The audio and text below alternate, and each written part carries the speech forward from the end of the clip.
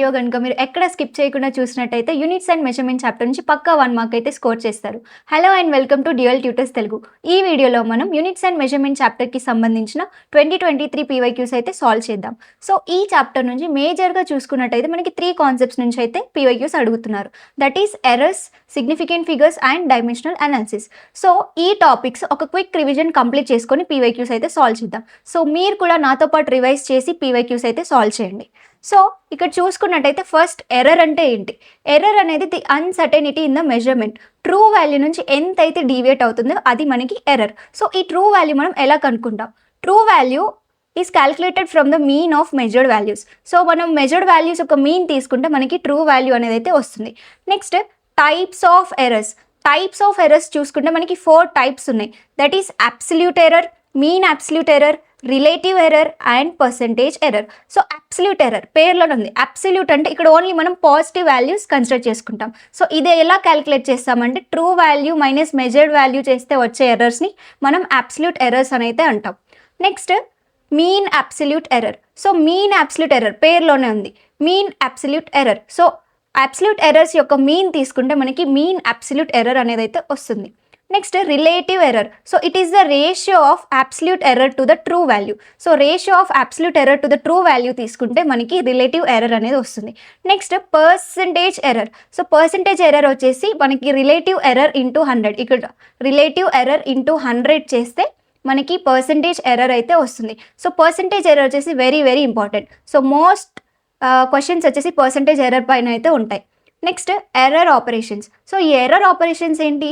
మనకి ఏవైనా 2 క్వాంటిటీస్లో వాటిలో ఎర్రర్స్ ఉండి మనం వాటిని అడిషన్ లేదా సబ్ట్రాక్షన్, మల్టిప్లికేషన్, డివిజన్ చేసినప్పుడు సర్టెన్ రూల్స్ అయితే ఫాలో అవ్వాలి.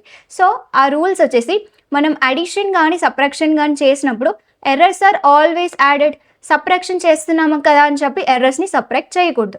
నెక్స్ట్ మల్టిప్లికేషన్ అండ్ డివిజన్ విషయానికి వస్తే మనం ఎర్రర్ వచ్చేసి రిలేటివ్ ఎర్రర్ క్యాలిక్యులేట్ చేస్తాం ఈ కేసులో. వన్ మోర్ థింగ్, ఇప్పుడు ఒక క్వాంటిటీ అనేది మోర్ దెన్ 2 క్వాంటిటీస్తో ఇలా రిలేట్ అయి ఉన్నప్పుడు, సో ఇక్కడ చూసుకుంటే అంటే ఏంటి, మనకి మల్టిప్లికేషన్ అండ్ డివిజన్ ఉంది. సో ఆ కేసులో మనం ఏం చేస్తాం? Relative error. సో ఇక్కడ కూడా మనం రిలేటివ్ ఎర్రరే ఫైండ్ అవుట్ చేస్తాం. బట్ అడిషనల్లీ ఇక్కడ ఏంటంటే ఇక్కడ ఏకి స్క్వేర్ ఉంది. సో ఈ 2 వచ్చేసి ఇక్కడ ముందు మల్టిప్లై అవుతుంది మనకి, అండ్ ఇక్కడ బీకి క్యూబ్ ఉంది. సో ఈ 3 వచ్చేసి ఇక్కడ మల్టిప్లై అవుతుంది. సో ఏవైతే పవర్స్ ఉన్నాయో అవి ఫ్రంట్లోకి వచ్చి మల్టిప్లై అవుతాయి. అండ్ వన్ మోర్ థింగ్, ఈ డినామినేటర్లో ఉన్న టర్మ్స్ యొక్క పవర్స్ కూడా మనకి ముందు వచ్చి మల్టిప్లై అవుతాయి. కానీ మనం నార్మల్గా అయితే ఇది సి పవర్ పైనకి తీసుకెళ్తే సి పవర్ -2 అవుతుంది. అలా అని చెప్పి ఇక్కడ -2 తీసుకోకూడదు, ఎందుకంటే errors are always added. This is about errors. Next significant figures. మనకి సిగ్నిఫికెంట్ ఫిగర్స్కి కొన్ని రూల్స్ అయితే ఉన్నాయి. ఆ రూల్స్ చూసుకుంటే ఫస్ట్ రూల్ వచ్చేసి all non zero digits are significant. So 1 to 9 numbers ఏవైతే ఉన్నాయో irrespective of their position, like decimal ముందుకు వచ్చినా డెసిమల్ తర్వాత వచ్చినా కానీ అవి ఆల్వేస్ సిగ్నిఫికెంట్ మనకి. Next 0 between 2 non zero are significant. So ఇక్కడ ఏంటంటే ఇప్పుడు ఈ ఎగ్జాంపుల్ చూసుకుంటే 203 ఉంది. 0 వచ్చేసి మనకి 2కి 3కి మధ్యలో ఉంది. సో 2, 3 ఏంటి? Significant figures, non zero digits. So ఇలా 2 నాన్ జీరో డిజిట్స్ మధ్యలో ఉన్న 0 వచ్చేసి మనకి సిగ్నిఫికెంట్ అవుతుంది. సో అందుకే ఇందులో సిగ్నిఫికెంట్ ఫిగర్స్ వచ్చేసి 3 ఉన్నాయి. Next 0 left to non zero digits in decimal point are non significant. అంటే ఇక్కడ చూసుకున్నట్టయితే డెసిమల్ పాయింట్ తర్వాత జీరోస్ ఉన్నాయి, ఫాలోడ్ బై ఒక నాన్ జీరో డిజిట్. సో ఇలాంటి కేసులో ఈ జీరోస్ వచ్చేసి మనకి సిగ్నిఫికెంట్ ఫిగర్స్గా కౌంట్ అవ్వవు. సో అందుకే ఈ 0.003లో మనకి సిగ్నిఫికెంట్ ఫిగర్ ఓన్లీ 3 ఉంది. That is why here number of significant figures is 1. Next trailing zeros in decimal number are significant. Trailing zeros అంటే ఎండింగ్లో వచ్చే జీరోస్ని మనం ట్రైలింగ్ జీరోస్ అంటాం. సో ఇక్కడ ఎగ్జాంపుల్ చూసుకుంటే 0.2700. సో డెసిమల్ పాయింట్ తర్వాత ఎండ్లో మనకి జీరోస్ వచ్చాయి. సో ఈ కేసులో ఇవి కౌంట్ అవుతాయి. సో 27 నాన్ జీరో డిజిట్స్ కాబట్టి ఇవి సిగ్నిఫికెంట్. So 00 significant. సో ఇక్కడ మనకి 4 సిగ్నిఫికెంట్ ఫిగర్స్ అయితే ఉన్నాయి. Next trailing zero without decimal are non significant. So ఇక్కడ డెసిమల్ పాయింట్ ఉండి ఎండింగ్లో జీరోస్ వచ్చాయి. ఇక్కడ డెసిమల్ పాయింట్ లేకుండా జస్ట్ ఎండింగ్లో జీరోస్ వస్తే ఇవి వచ్చేసి మనకి నాన్ సిగ్నిఫికెంట్. సో అందుకే ఇక్కడ ఓన్లీ 169 కౌంట్ అయ్యి ఇక్కడ మనకి ఓన్లీ 3 సిగ్నిఫికెంట్ ఫిగర్స్ ఉన్నాయి. Next exponents are non significant. So ఇక్కడ చూసుకున్నట్టయితే 15.2 × 10⁵ ఉంది. సో ఈ 10⁵ అనేది మనకి నాన్ సిగ్నిఫికెంట్ అవుతుంది. సిగ్నిఫికెంట్ అని చెప్పేసి ఇక్కడ 5 సిగ్నిఫికెంట్ ఫిగర్స్, ఇక్కడ 3 ఉన్నాయి, టోటల్ 8 అంటే అది రాంగ్. సో ఇది వచ్చేసి మనకి నాన్ సిగ్నిఫికెంట్ అవుతుంది. సో అందుకే ఇక్కడ 1, 5, 2 ఇవి సిగ్నిఫికెంట్ కాబట్టి ఇందులో నెంబర్ ఆఫ్ సిగ్నిఫికెంట్ ఫిగర్స్ మనకి 3 ఉన్నాయి. Next significant digits. So significant digits, so ఇదేంటంటే మనకి ఏవైనా 2 క్వాంటిటీస్ ఇచ్చి మనం అడిషన్, సబ్ట్రాక్షన్, మల్టిప్లికేషన్, డివిజన్ చేసినప్పుడు మనకి ఎండ్లో ఒక ఆన్సర్ అనేది వస్తుంది. సో ఈ ఆన్సర్ అనేది సర్టెన్ నెంబర్ ఆఫ్ డిజిట్స్లోనే మనం ఎక్స్ప్రెస్ చేయాల్సి ఉంటుంది. సో అది ఎలా ఎక్స్ప్రెస్ చేయాలన్న దానికి రూల్స్ ఇవి. సో అడిషన్ కానీ సబ్ట్రాక్షన్ కానీ చేసినప్పుడు ఇప్పుడు ఆ 2 క్వాంటిటీస్లో మనం మినిమం డెసిమల్ ప్లేసెస్ చూసుకోవాలి. అంటే ఆ 2 క్వాంటిటీస్లో దేనికైతే minimum number of decimal places ఉంటాయో అంతే నెంబర్ ఆఫ్ డెసిమల్ ప్లేసెస్ మన ఫైనల్ ఆన్సర్లో కూడా ఉండాలి. This is for addition and subtraction. Next multiplication and division. Multiplication and డివిజన్లో మనకి సిగ్నిఫికెంట్ ఫిగర్స్ మ్యాటర్ అవుతాయి. మినిమం నెంబర్ ఆఫ్ సిగ్నిఫికెంట్ ఫిగర్స్లో మన ఆన్సర్ అనేది ఉండాలి. అంటే ఆ 2 క్వాంటిటీస్లో దేనికైతే less number of significant figures ఉంటాయో మన ఫైనల్ ఆన్సర్లో కూడా అంతే నెంబర్ ఆఫ్ సిగ్నిఫికెంట్ ఫిగర్స్ అయితే ఉండాలి. ఇప్పుడు ఇలా ఉండాలంటే ఇప్పుడు మనకి ఆన్సర్ వచ్చేసి సమ్ మోర్ దెన్ రిక్వైర్డ్ ఫిగర్స్లో వచ్చినప్పుడు మనం రిక్వైర్డ్ ఆన్సర్లోకి తేవాలంటే ఏం చేస్తాం? రౌండ్ ఆఫ్ చేస్తాం. సో రౌండ్ ఆఫ్ చేయడానికి వచ్చేసి ఇక్కడ రూల్స్ ఉన్నాయి. సో అవి చూసుకుంటే మనకి ఆ నెంబర్ గ్రేటర్ దాన్ 5 ఉంటే దాని ముందున్న నెంబర్ +1 ఇంక్రీజ్ అవుతుంది. సో ఇక్కడ చూసుకుంటే మనకి 1.76 ఉంది. 6 ఏంటి? Greater than 5. సో 6కి ముందు ఏముంది? 7. సో 7 ఇంక్రీజ్ అవుతుంది by 1. సో మనం రౌండ్ ఆఫ్ చేసినప్పుడు ఇది 1.8గా అవుతుంది. నెక్స్ట్ లెస్ దెన్ 5 ఉన్నప్పుడు రిమైన్స్ సేమ్. అండ్ ఇక్కడ చూసుకుంటే 1.23 ఉంది. 3 ఏంటి? Less than 5. సో అందుకే ముందున్న నెంబర్ 2లో ఏం చేంజ్ ఉండదు. సో దీన్ని రౌండ్ ఆఫ్ చేస్తే మనకి 1.2 అయితే వస్తుంది. నెక్స్ట్ ఈక్వల్ టు 5 ఉన్నప్పుడు మనకి 2 కేసెస్ ఉంటాయి, add, even.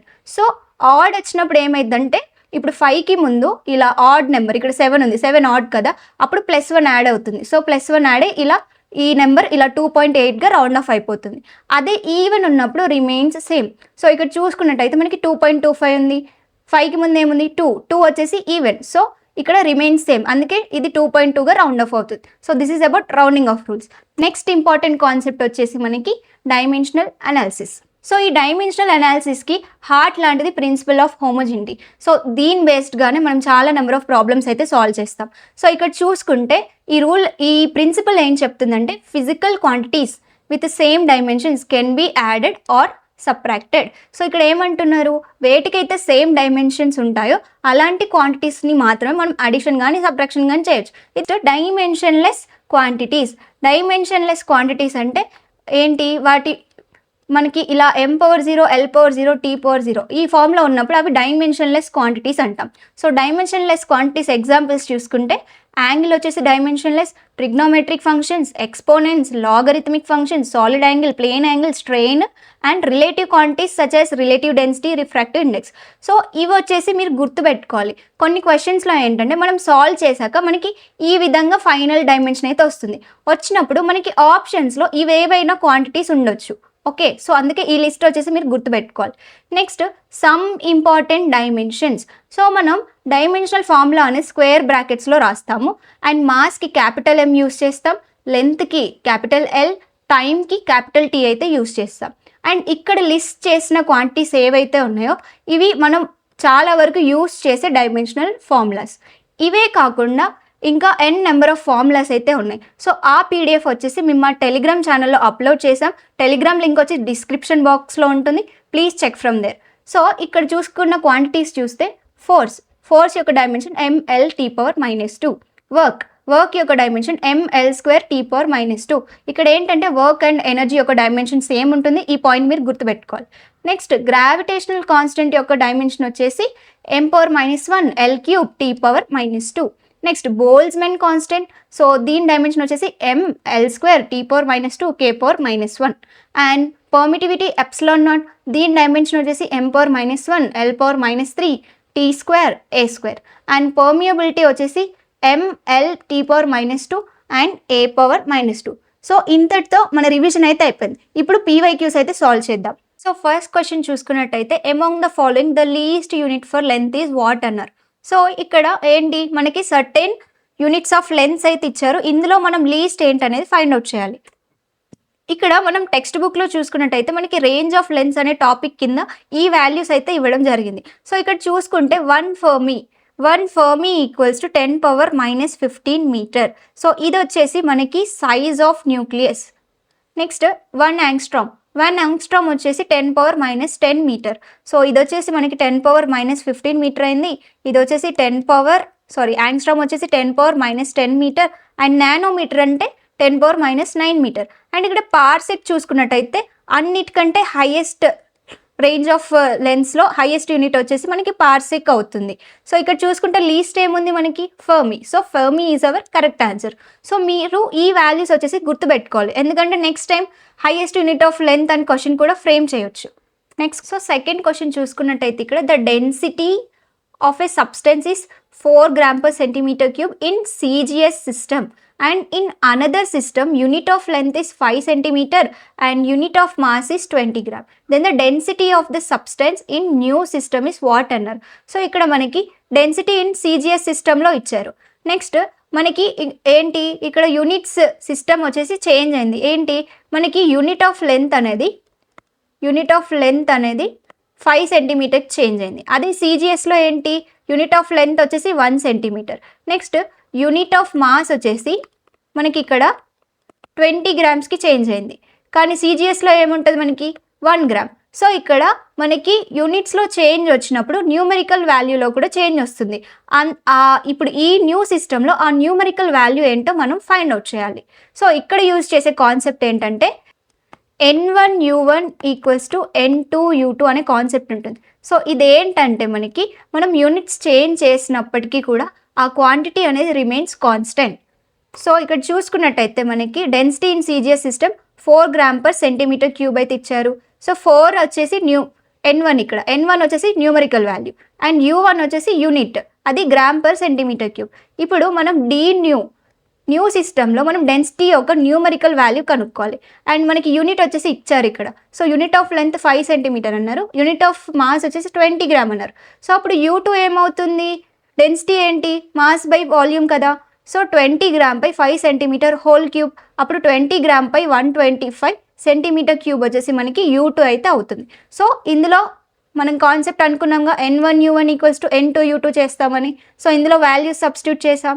So both sides మనకి g/cm³ అయితే క్యాన్సిల్ అవుతుంది. And 4 1s 4 5s. సో అప్పుడు మనకి N2 వచ్చేసి 125/5 అవుతుంది. So 5 1s 5 25s. సో మనకి N2 వచ్చేసి 25 యూనిట్స్ అయితే వచ్చింది. So option C is our correct answer. Next the potential difference across the ends of a conductor is 50 ± 3 volt and the current through the conductor is 5 ± 0.1 ampere. Then the percentage error in the resistance అయితే అడిగారు. So మనకి I value ఇచ్చారు, V value ఇచ్చారు. So Rలో మనం ఎంత percentage of error ఉందో కనుక్కోవాలి. So ఇక్కడ మీరు చూసినట్టయితే ఈ నోటేషన్లో మనకి ± తర్వాత ఉన్న వాల్యూ వచ్చేసి ఎర్రర్ అవుతుంది. సో ఇక్కడ 0.1 అనేది మనకి డెల్టా A అవుతుంది అండ్ 5 వచ్చేసి A అనేది అయితే అవుతుంది. సో V వచ్చేసి 50.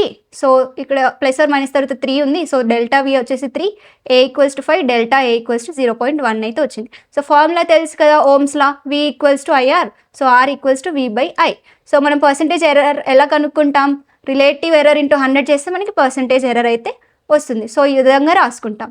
సో ఇందులో మన దగ్గర వాల్యూస్ ఉన్నాయిగా, ఆ వాల్యూ సబ్స్టిట్యూట్ చేద్దాం. సో 3/50 × 100 + 0.1/5 × 100.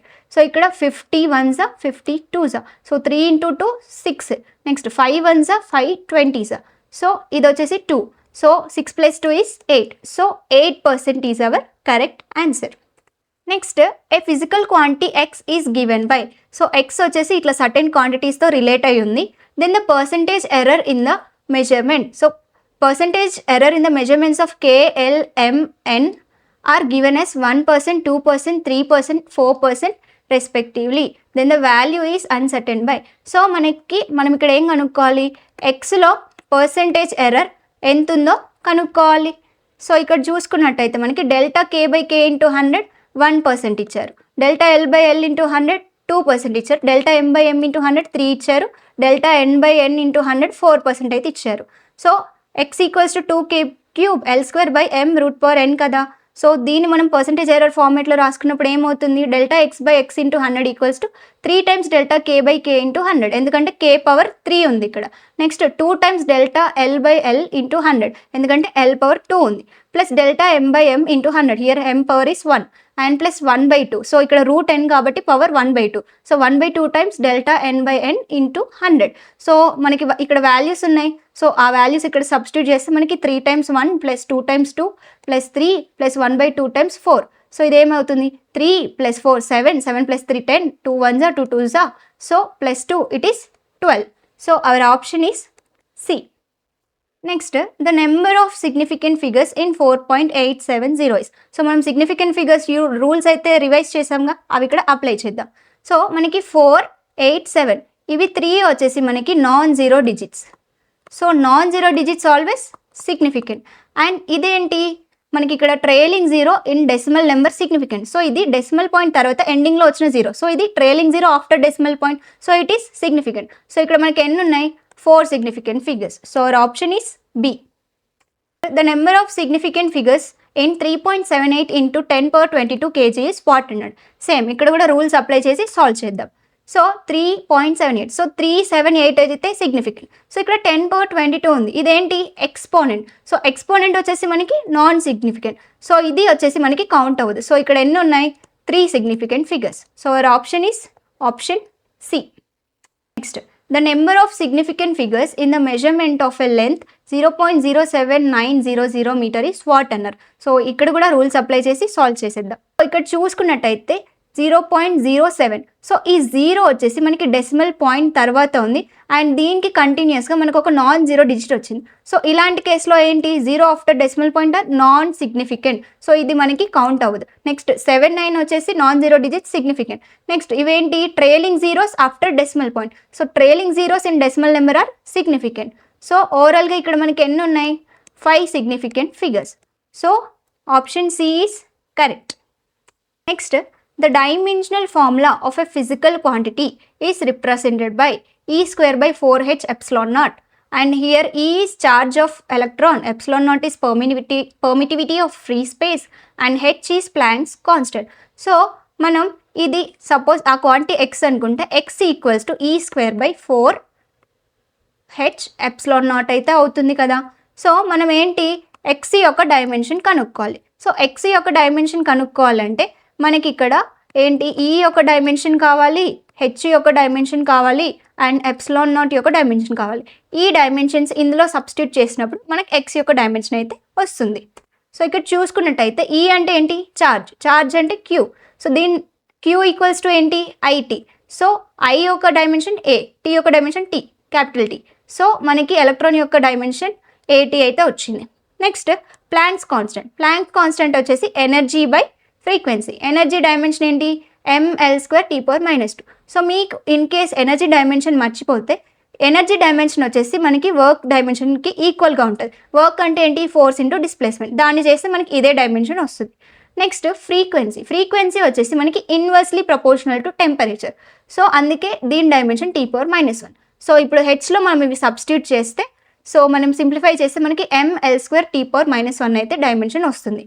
నెక్స్ట్ ఈ ఎప్సిలాన్ నాట్. సో ఈ ఎప్సిలాన్ నాట్ మనం ఎక్కడ చూస్తాం, ఫోర్స్ ఎలక్ట్రిక్ ఫోర్స్ చూసినప్పుడు మనకి Q1 Q2 by 4πε0 కదా ఫార్ములా. సో ఇందులో నుంచి ఎప్సిలాన్ నాట్ సబ్జెక్ట్ చేసుకుంటే మనకి ఇలా అయితే వస్తుంది. సో Q1 Q2 ఏంటి, ఛార్జెస్. సో ఛార్జ్ యొక్క డైమెన్షన్ ఇక్కడ వచ్చింది. సో ఇది Q² కాబట్టి ఇక్కడ A² T² అయితే వస్తుంది. నెక్స్ట్ ఎఫ్ అనేది ఏంటి, ఫోర్స్. ఫోర్స్ యొక్క డైమెన్షన్ ml⁻². ఆర్ వచ్చేసి డిస్టెన్స్ కాబట్టి దాని డైమెన్షన్ L². సో ఇక్కడ చూసుకుంటే దీన్ని సింప్లిఫై చేస్తే మనకి m⁻⁻1 L⁻⁻3 A² T⁻4 అయితే వస్తుంది. సో మనకి డైమెన్షన్స్ అన్నీ ఇక్కడ కావాల్సిన 3 డైమెన్షన్స్ అయితే మనకి వచ్చేసాయి. అవి ఇప్పుడు మనం ఈ ఎక్స్లో సబ్స్టిట్యూట్ చేద్దాం. So A² T² by ml² T⁻⁻1 m⁻⁻1 L⁻⁻3 A² T⁻4. So మనకి ఇక్కడ A² అయితే క్యాన్సిల్ అవుతుంది, m⁻⁻1 m అయితే క్యాన్సిల్ అయిపోతుంది. సో ఇక్కడ L² L⁻⁻3 అంటే మనకి L⁻⁻1 అయితే మిగిలిపోతుంది డినామినేటర్లో. అండ్ ఇక్కడ చూసుకుంటే పైన T². సో ఇక్కడ T² క్యాన్సిల్ చేస్తే మనకి ఇక్కడ డినామినేటర్లో T² అండ్ ఇక్కడ -1 ఉంది. సో T⁻1 అవుతుంది. సో న్యూమరేటర్లోకి వెళ్తే సో మనకి డినామినేటర్లో ఇక్కడ 1/L⁻⁻1 t⁻1 అయితే ఉంది. సో ఇది న్యూమరేటర్లోకి వెళ్తే L⁻1 t⁻−1 అయితే వస్తుంది. Answer is option B. Next, a certain physical quantity is calculated from the formula π/3 of a² - b² into hd, where a, b and h are lengths and d is density, then the physical quantity being calculated is. So మనకి ఇక్కడ π/3 of a² - b² hd అయితే ఇచ్చారు. d అంటే density, h ఇవి 3 వచ్చేసి lengths. So మనం వీటి యొక్క డైమెన్షన్ సబ్స్టిట్యూట్ చేస్తే మనకు అవుట్పుట్గా ఒక డైమెన్షన్ అయితే వస్తుంది. ఈ డైమెన్షన్ ఏ క్వాంటిటీకి అయితే రిలేట్ అవుతుందో అదే మనకి ఆన్సర్ అవుతుంది ఇక్కడ. సో ఇక్కడ చూసుకుంటే ఏబిహెచ్ లెంత్ అన్నారు కాబట్టి వీటి డైమెన్షన్ ఎల్ అవుతుంది. సో ఇక్కడ a² - b² చేస్తున్నాం అంటే L² - L² చేస్తున్నాం. సో అవుట్పుట్ కూడా మనకి L² వస్తుంది. నెక్స్ట్, డి అంటే డెన్సిటీ. డెన్సిటీ అంటే ఏంటి? Mass by volume. సో దీని యొక్క dimension ml⁻⁻3. So x = π/3 a² - b² hd అయితే ఇచ్చారు. సో ఇప్పుడు దీని డైమెన్షన్ కనుక్కుందాం. సో ఇందులో సబ్స్టిట్యూట్ చేస్తే మనకి L², h యొక్క డైమెన్షన్ L, d యొక్క dimension ml⁻⁻3. So L² and L3, ఇక్కడ L⁻⁻3 ఇవి రెండు క్యాన్సిల్ అయిపోతాయి. సో మనకి మిగిలింది ఏంటి? m దేని డైమెన్షన్? మాస్ యొక్క dimension. Our answer is option C. Next, if the speed in vacuum is 3 × 10⁸ m/s, acceleration due to gravity 10 m/s², and mass of the electron is 9.1 × 10⁻−31 kg, are taken as fundamental physical quantities, then the unit of time in this system is. So ఇక్కడ మనం first ఏం చేయాలంటే మనకి ఏమి ఇచ్చారు? T వచ్చేసి మనకి C, G and mass of electron పైన అయితే డిపెండ్ అవుతుందని చెప్పారు. సో ఇది ఏ విధంగా రిలేట్ అవుతుందో మనం ఫస్ట్ ఫైండ్ అవుట్ చేయాలి. లైక్ ఇప్పుడు టీ డైమెన్షన్ వచ్చేసి మనం ఏంటి c⁴a, g⁴b, me⁴c ఇలా రిలేట్ అవుతుంది అనుకున్నప్పుడు, సో ఇప్పుడు ఈ ఏబీసీ కనుక్కున్నాక మనకి T equals to certain formula అయితే వస్తుంది. ఈ ఫార్ములాలో వాళ్ళు ఇచ్చిన వాల్యూస్ సబ్స్టిట్యూట్ చేస్తే మనకి టీ వాల్యూ అయితే వస్తుంది. ఇదే మన ఆన్సర్. సో చూద్దాం ఇప్పుడు. So t⁻1 is directly proportional to CA, g⁴b, me⁻c. Okay, so C అంటే ఏంటి? వెలాసిటీ. L⁻⁻1 వచ్చేసి దీని డైమెన్షన్. జీ అంటే ఏంటి? యాక్సిలరేషన్. సో L⁻⁻2 వచ్చేసి దీని డైమెన్షన్ అవుతుంది. నెక్స్ట్ me వచ్చేసి mass of electron, so m అవుతుంది డైమెన్షన్. సో ఇందులో సబ్స్టిట్యూట్ చేసుకుంటే మనకి, సో ఇందులో మనం వాల్యూ సబ్స్టిట్యూట్ చేస్తే ఇలా అయితే వస్తుంది. ఇప్పుడు left hand side, right hand side powers అయితే ఈక్వేట్ చేద్దాం 1/1. So m⁻0. సో mకి ఇక్కడ 0 ఉంది, ఇటు సైడ్ మనకి mకి పవర్ c ఉంది, అంటే c = 0. సో c వాల్యూ అయితే మనకి వచ్చేసింది. నెక్స్ట్ చూసుకున్నట్టయితే L⁻0, లెఫ్ట్ సైడ్ 0 ఉంది, రైట్ సైడ్ ఇక్కడ L⁻a and L⁻b. So a + b = 0, ఇది వచ్చేసి ఈక్వేషన్ 2 మనకి. నెక్స్ట్ t⁻1 ఉంది లెఫ్ట్ సైడ్లో, మనకి రైట్ సైడ్లో t⁻−1 × a, t⁻−2 × b, అంటే -a - 2b = 1 అయితే ఉంది ఇక్కడ. సో మైనస్ కామన్ తీస్తే మనకి a + 2b = -1 అయితే వస్తుంది. ఇప్పుడు ఈక్వేషన్ 3 - 2 చేస్తే మనకి b వాల్యూ -1 అయితే వస్తుంది. అండ్ ఈక్వేషన్ 2 చూసుకుంటే మనకి a = -b అని వస్తుంది. సో a = ఏమవుతుంది? -1 which is 1. So a value అయితే 1 వచ్చింది. సో ఇప్పుడు ఇందులో మనకు వచ్చిన a value, b value and c value substitute చేస్తే మనకి ఇక్కడ me⁻0 వస్తుంది. సో ఇక్కడ చూసుకున్నట్టయితే c⁻1, g⁻−1 అండ్ me⁻0 అయితే వచ్చింది. సో ఇదేమైంది? c/g. సో ఇది పవర్ 0, సో దిస్ ఇస్ 1, దీని వాల్యూ 1 అయిపోద్ది. సో c/g అయితే వచ్చింది. మనకి ఇక్కడ c వాల్యూ ఎంత ఇచ్చారు? 3 × 10⁸ m/s. అండ్ g వాల్యూ ఎంత ఇచ్చారు? 10 m/s². సబ్స్టిట్యూట్ చేసాం. సో 10 క్యాన్సిల్ అవుతుంది. సో అప్పుడు t = ఎంత వచ్చింది? 3 × 10⁷ seconds. So our answer is option D. Next, which of the following pairs has same dimensions? So ఇక్కడ మనకి 4 పేర్స్ ఇచ్చారు, ఇందులో దేనికి సేమ్ డైమెన్షన్ ఉందో చెక్ చేయాలి. సో మనం 1/1 డైమెన్షన్ చెక్ చేస్తూ సాల్వ్ చేద్దాం. సో ఇక్కడ current density, charge density. So current density వచ్చేసి J is given by I, current by volume కదా. సో వాల్యూమ్ వచ్చేసి L⁻⁻3. సో దీని డైమెన్షన్ A L⁻⁻3 అయితే వచ్చింది, J యొక్క డైమెన్షన్. నెక్స్ట్ ρ = Q/V వచ్చేసి మనకి చార్జ్ డెన్సిటీ అవుతుంది. Q అంటే IT. సో దీని డైమెన్షన్ రాసుకుంటే మనకి AT L⁻⁻3 అయితే వచ్చింది. సో ఇక్కడ చూసుకుంటే ఇవి రెండు సిమిలర్ కాదు. So this is not our answer. Next angular momentum and linear momentum. Angular momentum ఏంటి? ఎంవిఆర్. సో ఇది వచ్చేసి మనకి ml²t⁻⁻1 అయితే వస్తుంది. నెక్స్ట్ లీనియర్ మొమెంటమ్ వచ్చేసి ఎంవి. సో ml⁻⁻1 అయితే వస్తుంది. సో ఇక్కడ చూసుకుంటే ఈ రెండిట్లో ఎల్ డిఫరెన్స్ అయితే ఉంది. So this is also not our answer. Next spring constant surface energy. Spring constant, so మనకి spring force equals to -kx కదా. సో k ఈక్వల్స్ టు ఏమవుతుంది? f/x. f వచ్చేసి డైమెన్షన్ ml⁻⁻2, x వచ్చేసి l. So l cancel అయ్యి మనకి mt⁻⁻2 అయితే మిగులుతుంది ఇక్కడ. నెక్స్ట్ సర్ఫేస్ ఎనర్జీ ఫార్ములా వచ్చేసి energy by area. Energy dimension ఏంటి? ml²t⁻⁻2, ఏరియా డైమెన్షన్ వచ్చేసి l². సో l² క్యాన్సిల్ అయిపోయి మనకి ఇక్కడ mt⁻⁻2 ఉంది. సో రెండిటి డైమెన్షన్స్ మ్యాచ్ అవుతున్నాయి. So this is our answer.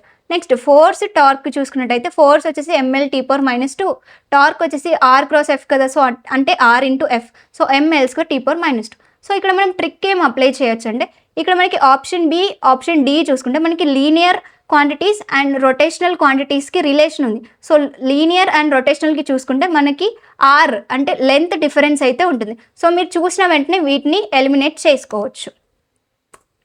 Next question, which of the following is not a unit of permeability. So మనం mu యొక్క యూనిట్ ఇందులో ఏది కాదో ఫైండ్ అవుట్ చేయాలి. సో ఇది ఫైండ్ అవుట్ చేయడానికి మనకి దీంతో రిలేటెడ్ ఫార్ములాస్ అయితే తెలియాలి. సో దాన్ని బట్టి మనం ఏది యూనిట్ అవ్వదో ఫైండ్ అవుట్ చేయొచ్చు. సో ఇక్కడ చూసుకున్నట్టయితే మనకి B ఈక్వల్స్ టు μH అనే రిలేషన్ అయితే ఉంది. సో ఇక్కడ B వచ్చేసి మనకి మ్యాగ్నెటిక్ ఫ్లక్స్, H వచ్చేసి మనకి మ్యాగ్నెటిక్ ఇంటెన్సిటీ. సో అప్పుడు ఏమవుతుంది? μ ఈక్వల్స్ టు B/H. సో ఇక్కడ B యొక్క యూనిట్ వచ్చేసి Tesla. So it is given by Weber/m². Next H వచ్చేసి henry, it is given by Ampere/m.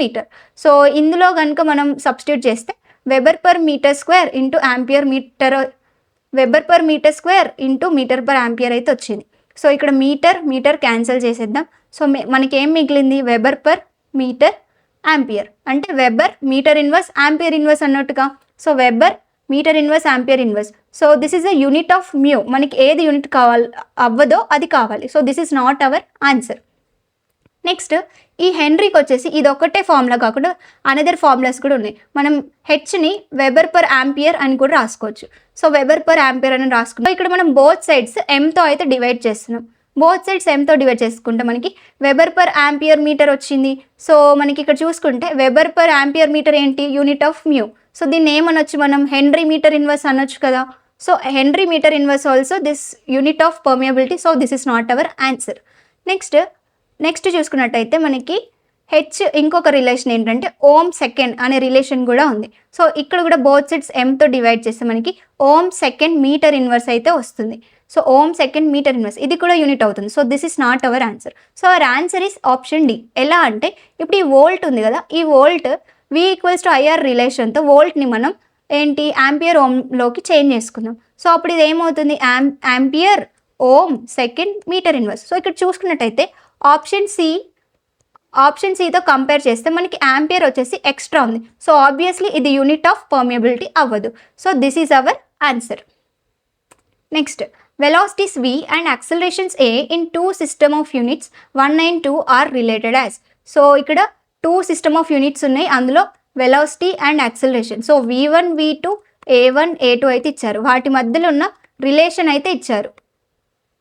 Here m and n. So ఇక్కడ m n వచ్చేసి constants, dimensionally relations between distances s1 s2 and t1 t2 are. So మనకి ఇవి ఇచ్చారు, మనం t1 t2 and s1 s2కి మధ్యలో relations ఏమున్నాయో find out చేయాలి. So ఇచ్చిన ఇన్ఫర్మేషన్ చూసుకున్నా మనకి v2 equals to n/m² v1 ఇచ్చారు. దీని నుంచి v2/v1 ఈక్వల్స్ టు m/n² అయితే వస్తుంది. a2 ఈక్వల్స్ టు a1/m1 ఇచ్చారు, a2/a1 చేస్తే మనకి mn వస్తుంది. సో ఇక్కడ చూసుకుంటే v2 equals some quantity into v1 ఇచ్చారు. సో సేమ్ అలానే మనం s2 s1కి రిలేషన్ అజ్యూమ్ చేసుకోవాలి. So s2 equals to x times s1 అనుకుందాం, అలాగే t2 equals to y times t1 అనుకుందాం. సో ఈ విధంగా రాసుకుంటే s2/s1 వచ్చేసి x అవుతుంది, t2/t1 వచ్చేసి y అవుతుంది. సో ఇప్పుడు మనం ఇచ్చిన ఇన్ఫర్మేషన్ యూస్ చేసి ఫైండ్ అవుట్ చేద్దాం x and y. So v2/v1 అంటే ఏంటి? v అంటే ఏంటి? Change in displacement with time కదా. సో v2 వచ్చేసి s2/t2 అవుతుంది, v1 వచ్చేసి s1/t1 T1 అవుతుంది. సో దాన్ని ఇలా రాసుకోవచ్చు. దీన్ని మళ్ళీ సింప్లిఫైడ్గా రాసుకుంటే S2/S1 ఇంటూ T1/T2. S2/S1 అంటే ఏంటి మనకి ఎక్స్ ఇక్కడ, అండ్ T1/T2 వచ్చేసి మనకి 1/y అవుతుంది. సో మనకి V2/V1 ఈక్వల్స్ టు x/y అయితే వచ్చింది. సో V2/V1 అంటే ఏంటి మనకి ఇక్కడ n/m². So n/m² equals to x/y. ఇది ఒక ఈక్వేషన్, ఇది పక్కన పెట్టుకుందాం. నెక్స్ట్ సేమ్ ఇప్పుడు A2/A1. ఏ అంటే ఏంటి change in velocity with time కదా. సో A2 వచ్చేసి V2/T2 అవుతుంది, A1 వచ్చేసి V1/T1 అవుతుంది. సో దీన్ని మనం V2/V1 అని రాసుకోవచ్చు కదా, ఇంటూ T1/T2 అని రాసుకుంటాం. సో ఇక్కడ A2/A1 వచ్చేసి మనకి 1/mn. This is 1/mn. So ఇక్కడ A2/A1 ప్లేస్లో 1/mn అయితే సబ్స్టిట్యూట్ చేసుకుందాం. Next V2/V1. V2/V1 అంటే ఏంటి n/m², అది ఇక్కడ సబ్స్టిట్యూట్ చేసుకుందాం. T1/T2 అంటే ఏంటి 1/y. సో అది కూడా ఇక్కడ సబ్స్టిట్యూట్ చేసుకుందాం. సో దీని నుంచి మనకి ఇక్కడ mm అయితే క్యాన్సిల్ అయిపోతుంది. సో దీన్ని y ఈక్వల్స్ టు, సో దీన్ని సింప్లిఫై చేసుకుంటే మనకి y ఈక్వల్స్ టు n²/m అయితే వస్తుంది. నెక్స్ట్ ఇప్పుడు y వాల్యూ అయితే వచ్చేసింది. దీన్ని మనం ఈ ఈక్వేషన్ 5లో అయితే సబ్స్టిట్యూట్ చేసుకుందాం. అప్పుడు ఏమవుతుంది n/m² equals to x/n² into m. అప్పుడు x ఏమవుతుంది, ఈ n² ఇక్కడ మల్టిప్లై అవుతుంది, m వచ్చేసి ఇక్కడ మల్టిప్లై అవుతుంది. So x equals to n³/m³. So x equals to n³/m³ which is equals to n/m³ అయితే వస్తుంది. So x value n/m³, y value n²/m. So ఇక్కడ చూసుకుంటే n/m³, n²/m. So option A is our correct answer. Next, the efficiency of a engine is given by eta equals to alpha beta by sin theta log of beta x by kt, where alpha beta are constants. T వచ్చేసి మనకి absolute temperature, k వచ్చేసి Boltzmann constant, theta వచ్చేసి angular displacement. ఇచ్చిన ఆప్షన్స్లో మనం incorrect statement ఏదో find out చేయాలి.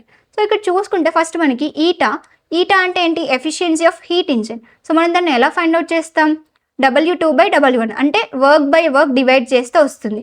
So అప్పుడు ఇది ఏమైపోతుంది డైమెన్షన్లెస్ క్వాంటిటీగా అయిపోతుంది. సో మనకి హోమోజినిటీ ప్రిన్సిపల్ ప్రకారం LHS డైమెన్షన్లెస్ అయితే మనకి RHS కూడా డైమెన్షన్లెస్ అయిపోతుంది.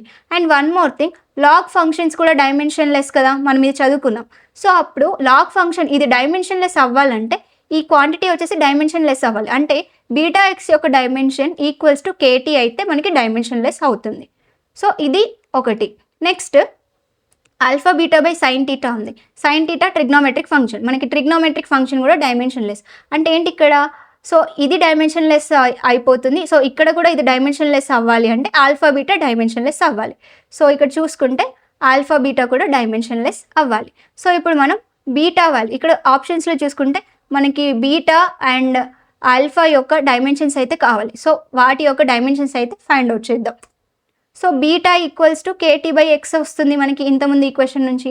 సో K అంటే ఏంటి బోల్జ్మన్ కాన్స్టెంట్. బోల్జ్మన్ కాన్స్టెంట్ ఏంటి ఎనర్జీ బై టెంపరేచర్. సో దాని డైమెన్షన్ వచ్చేసి mL² T⁻² K⁻1 అయితే వస్తుంది. అండ్ టెంపరేచర్ యొక్క డైమెన్షన్ క్యాపిటల్ K అండ్ కింద x వచ్చేసి distance. So this is L. So ఇక్కడ L అయితే క్యాన్సిల్ అవుతుంది అండ్ K అయితే క్యాన్సిల్ అవుతుంది. సో బీటా యొక్క డైమెన్షన్ mL T⁻². ఇది దేని డైమెన్షన్ ఫోర్స్ యొక్క డైమెన్షన్. ఇక్కడ ఆప్షన్లో చూసుకుంటే dimensions of beta are same as that of force, కరెక్టే కదా. సో మనకి రాంగ్ స్టేట్మెంట్ కావాలి. నెక్స్ట్ ఈటా వచ్చేసి డైమెన్షన్లెస్. సో ఇది మనం స్టడీ చేసాం.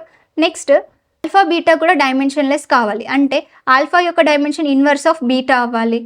సో ఆల్ఫా యొక్క dimension inverse of beta. So m⁻⁻1 L⁻⁻1 T² అయితే వచ్చింది మనకి. సో ఇక్కడ ఆప్షన్ 2లో చూసుకుంటే alpha inverse into X.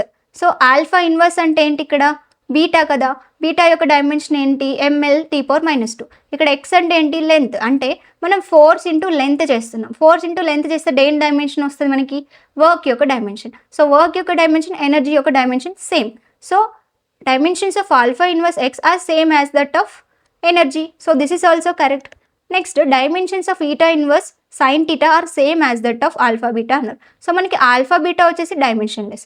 Next ఇక్కడ ఈటా ఇన్వర్స్ చూసుకుంటే eta dimensionless. So eta inverse కూడా డైమెన్షన్లెస్ అయిపోతుంది.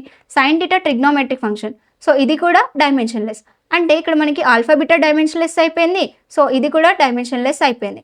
సో బోత్ డైమెన్షన్స్ సేమ్ అన్నట్టే కదా. So this is also correct statement.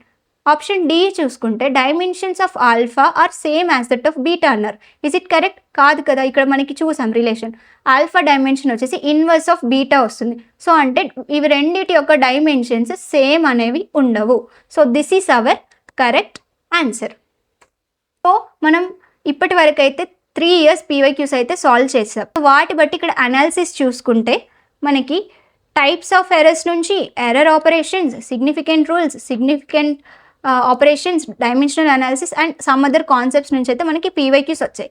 So మనకి హైయెస్ట్ వెయిటేజ్ వచ్చేసి డైమెన్షనల్ అనాలిసిస్ నుంచి అయితే ఉంది. నెక్స్ట్ అదర్ టాపిక్స్ చూసుకుంటే యూనిట్ కన్వర్షన్ కానీ, unit based, range of lens నుంచి అయితే మనకి క్వశ్చన్స్ అయితే అడిగారు. సో దీంతో మనం యూనిట్స్ అండ్ మెజర్మెంట్ చాప్టర్ అయితే కంప్లీట్ చేసుకున్నాం. సో మీరు అబ్జర్వ్ చేసినట్టయితే నేను ఈచ్ అండ్ ఎవ్రీ స్టెప్ చెప్తున్నాను. సో మీరు ఈ టాపిక్స్ వచ్చేసి వెరీ ఫెమిలియర్ అయితే మీరు ఫాస్ట్గా కూడా సాల్వ్ చేసేయచ్చు. సో దీంతో యూనిట్స్ అండ్ మెజర్మెంట్ చాప్టర్ అయితే అయిపోయింది. మనం నెక్స్ట్ వీడియోలో మెకానికల్ ప్రాపర్టీస్ ఆఫ్ సాలిడ్స్ యొక్క PYQs అయితే సాల్వ్ చేద్దాం. వీడియో కనుక మీకు నచ్చినట్టయితే సబ్స్క్రైబ్ చేయండి. మీకు ఎలాంటి డౌట్స్ ఉన్నా కామెంట్ సెక్షన్లో కామెంట్ చేయండి. So share it with your friends. Focused, keep practising. Thank you.